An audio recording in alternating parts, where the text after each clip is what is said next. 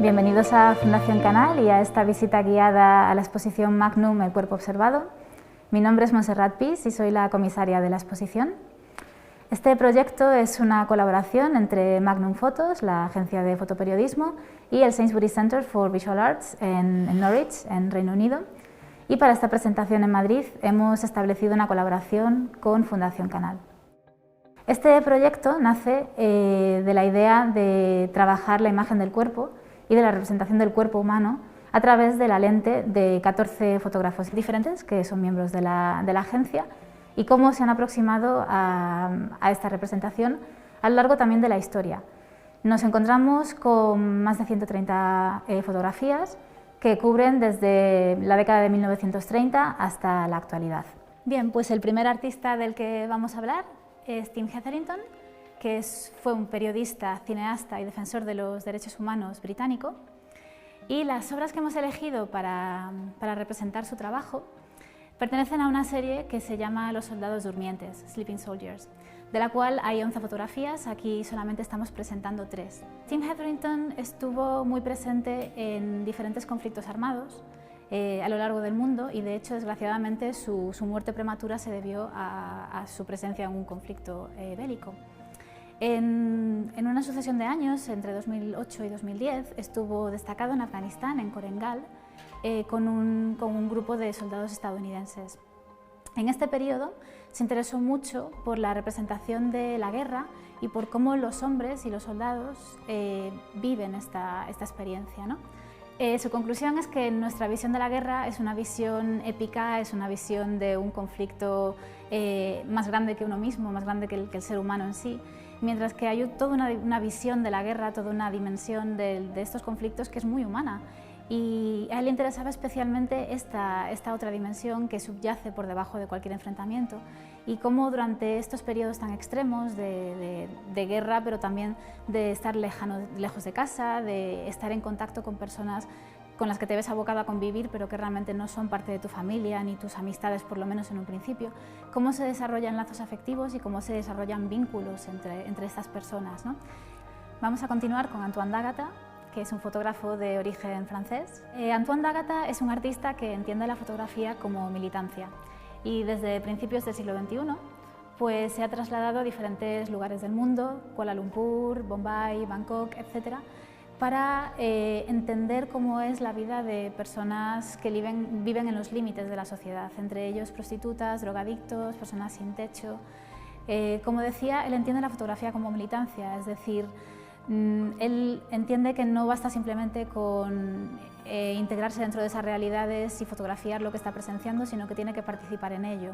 Por lo tanto, él también entra dentro de esos submundos y a través del sexo y de las drogas pues, realiza una exploración a través de su propio cuerpo también de cómo es experimentar estos límites de la experiencia humana. Si continuamos, la siguiente fotógrafa es Olivia Arthur, que es una artista británica, miembro de Magnum desde hace relativamente poco. Olivia Arthur es una fotógrafa que tiene vínculos con la India desde muy joven y en 2016 participó en una colaboración entre Reino Unido y la India y en concreto lo que decidieron fue explorar la sexualidad en la ciudad de Bombay. El trabajo, que se muestra aquí en su totalidad, lo que realiza es una exploración por diferentes espacios públicos y privados dentro de Bombay y por cómo las diferentes personas de la comunidad queer viven su sexualidad en estos ambientes. Vicky Deporter, una artista belga, nuestra siguiente fotógrafa, tiene en estos momentos el honor de haber sido la fotógrafa más joven en unirse a Magnum Photos, solamente con 26 años. Es licenciada en fotografía y el cuerpo de trabajo que presentamos en esta exposición en realidad todavía está en marcha. Es un proyecto que es probable que se extienda todavía durante bastantes años más porque surgió de forma bastante casual, pero se ha convertido ya en una amistad y en un proyecto de retrato colaborativo. Vicky fue invitada junto con otros artistas de Magnum a realizar una respuesta a la ciudad de París. Se le dieron 2 semanas y les dieron carta blanca para que ellos produjesen un trabajo básicamente libre. Esto para Vicky ya era un desafío por sí mismo, puesto que Vicky siempre trabaja en proyectos de mayor duración. Es una artista que también trabaja mucho sobre el terreno, pero que establece proyectos muy largos, es decir, que fotografía a mucha gente durante un periodo de tiempo muy largo. Por lo tanto, el que le dieran solamente 15 días para realizar este proyecto ya de por sí le resultaba extraño, ajeno. En la tercera noche de estas 2 semanas fue a un club de striptease en París y conoció a Ágata, una trabajadora del local. Ágata y ella enseguida conectaron y esa misma noche empezó a fotografiarla. Ágata es una persona muy compleja y eso es un elemento de fascinación para Vike. Por lo tanto, Vike realmente realiza todo este cuerpo de imagen intentando desmontar a Ágata hasta cierto punto. Pero Ágata, a su vez, lo que hace es fabricar una narración. Por lo tanto, juntas lo que están al final intentando hacer es casi un ejercicio de narración conjunta. Ágata pone las palabras y Vike pone las imágenes. El siguiente artista es Alex Oz. Alex Oz ha documentado de forma muy extensa el medio oeste norteamericano y la serie que hemos seleccionado es una de sus series más icónicas, se llama Niágara. Alex visitó Niágara unas 7 veces para realizar este trabajo en diferentes periodos y el nombre de la serie de hecho viene de una película homónima protagonizada por Marilyn Monroe. Niágara es, en el imaginario popular quizás, es el destino ideal de los recién casados, o por lo menos solía serlo, ¿no? Es este ambiente del amor idealizado, de las bodas recientes, ¿no? del just married, ¿no? Americano. Y Soz lo que hace es un poco mostrar eso, esa ilusión, pero lo hace desde un punto de vista casi de nostalgia y en contraposición además con la fuerza de la naturaleza que tienen las cataratas, ¿no? Niágara, cuando Soz la visita, ya no es ese universo tan maravilloso, tan lleno de corazones y cubierto de azúcar que podríamos imaginarnos, sino que es una ciudad en la que abundan los moteles para parejas recién casadas, pero que tiene también ese punto de decadencia, de venido a menos, de haber perdido quizás su momento de gloria. Más adelante nos encontramos con Alessandra Sanguinetti. Alessandra Sanguinetti es una artista de origen argentino, aunque reside en Estados Unidos en estos momentos, y las obras que hemos seleccionado para la exposición pertenecen a una serie que se llama Las aventuras de Guille y Belinda y el misterioso significado de sus sueños. Guille y Belinda son 2 primas que cuando Alessandra las conoció contaban con 9 años. Fue de nuevo un proyecto que surgió casi de forma azarosa porque Alessandra estaba en la granja de su abuela en Maipú, que está como 300 kilómetros al sur de Buenos Aires, y estaba realizando un proyecto completamente diferente que no tenía nada que ver con la figura humana, tenía que ver con animales. Y las niñas estaban a su alrededor, estaban pues casi siempre jugando, metiéndose en plano e interfiriendo un poco con su trabajo hasta cierto punto. Y Alessandra empezó a sentirse progresivamente fascinada por estas 2 primas y por su universo. Y a pesar de que inicialmente lo que hacía era grabarlas en vídeo, pues poco a poco empezó también a desarrollar un proyecto fotográfico. Y fue un proyecto fotográfico que, al estilo del de Vike, también nace de una colaboración con las niñas.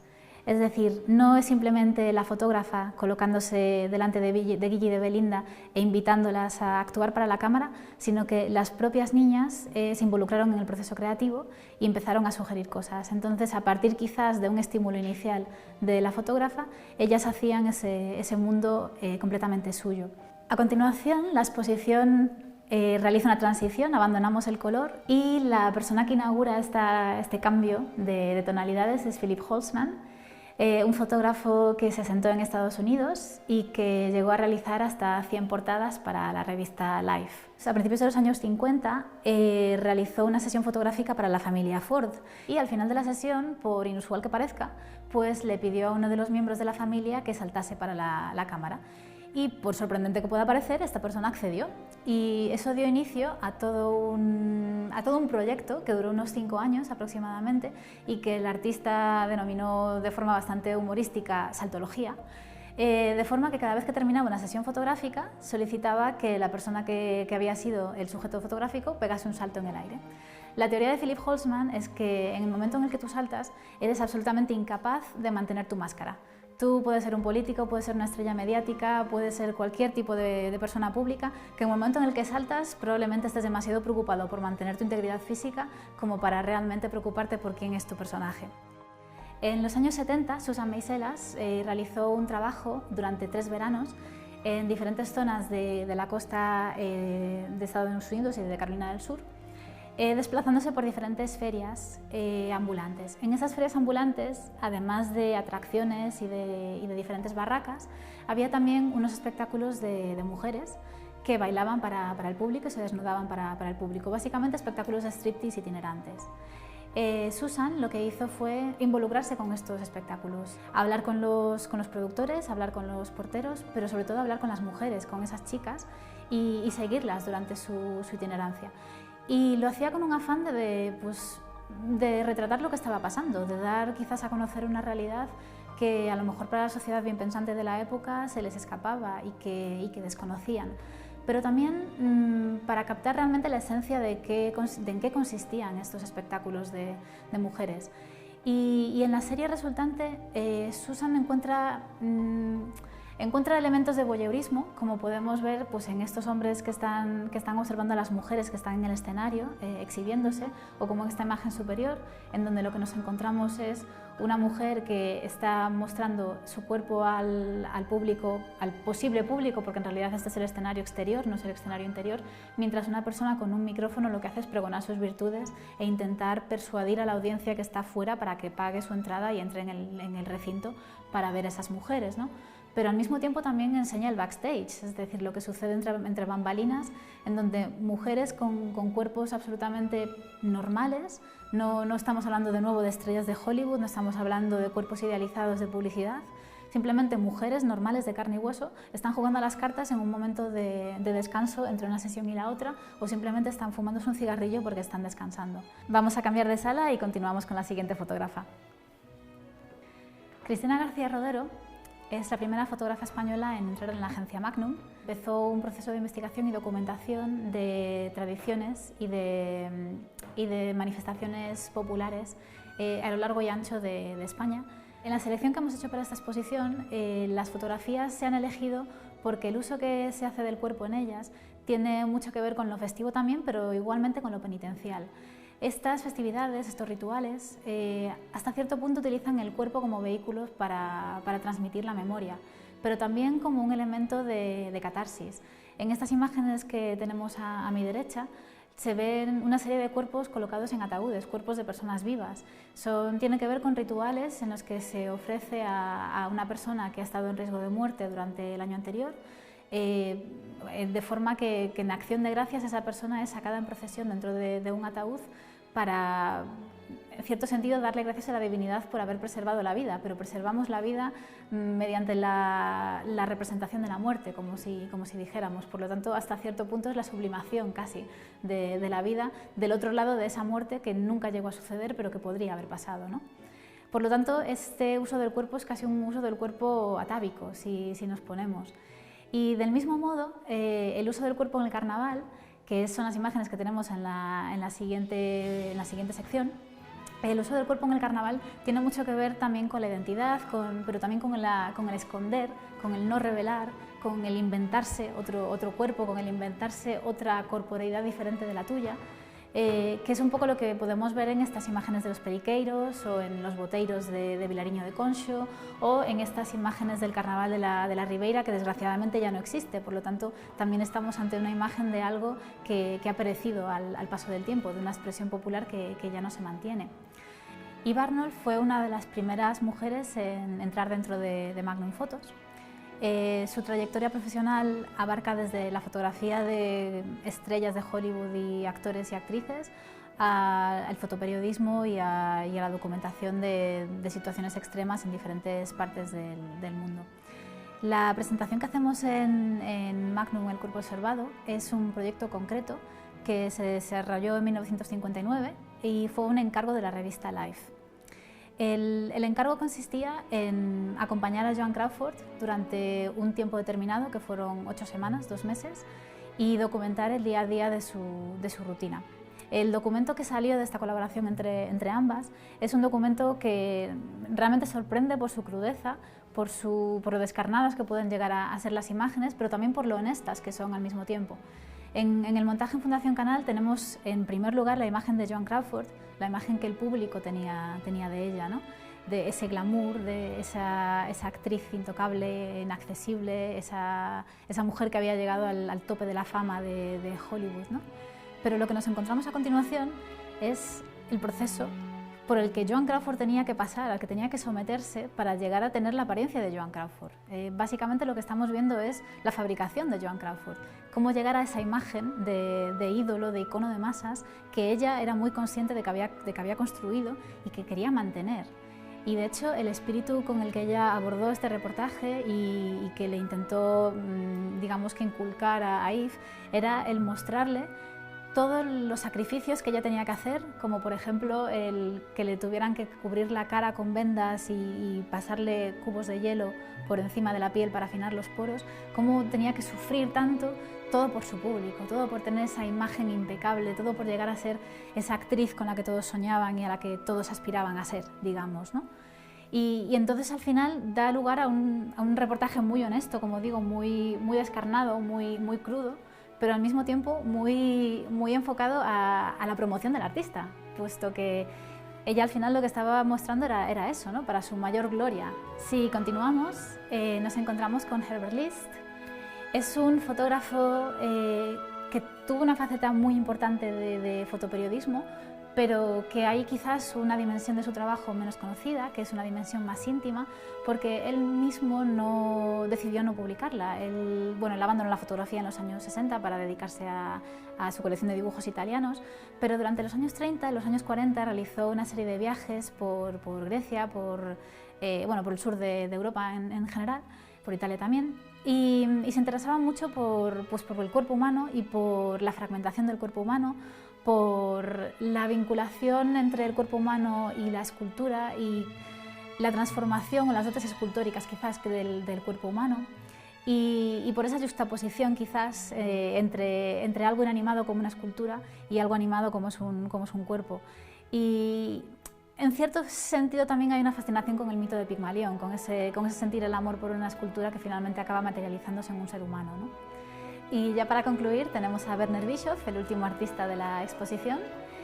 Werner Bischof, al igual que List, es quizás más conocido por su faceta como fotoperiodista y de hecho cubrió reportajes en Asia, en América Latina, donde encontró una muerte prematura en 1954, pero se ha prestado relativamente poca atención a sus trabajos iniciales, cuando todavía estaba en su periodo formativo y cuando empezó su andadura casi como fotógrafo de moda y fotografía de objeto, que fue la educación que recibió en origen. Las imágenes que presentamos en la exposición son hasta cierto punto un contrapunto a las que acabamos de ver con Herbert List, puesto que las imágenes de List muestran personas, digamos, seres humanos, se ven sus rostros, se ven sus cuerpos, son personas dotadas de humanidad, de identidad. En este ejemplo concreto, las imágenes que tenemos en esta pared, lo que vemos son cuerpos fragmentados, son cuerpos en las que se ve que realmente Bischof inició fotografiando objetos y por lo tanto utiliza el cuerpo casi como un elemento más, como otro objeto más dentro de la composición fotográfica que está realizando. Los utiliza también como lienzo hasta cierto punto, un lienzo para una proyección de sombras, como en estos dos ejemplos, o simplemente para juegos de luces y sombras, contrastes lumínicos, como en el caso de esta fotografía de mi izquierda. Y con esto concluimos la visita al cuerpo observado. Muchas gracias por su atención y espero que hayan disfrutado.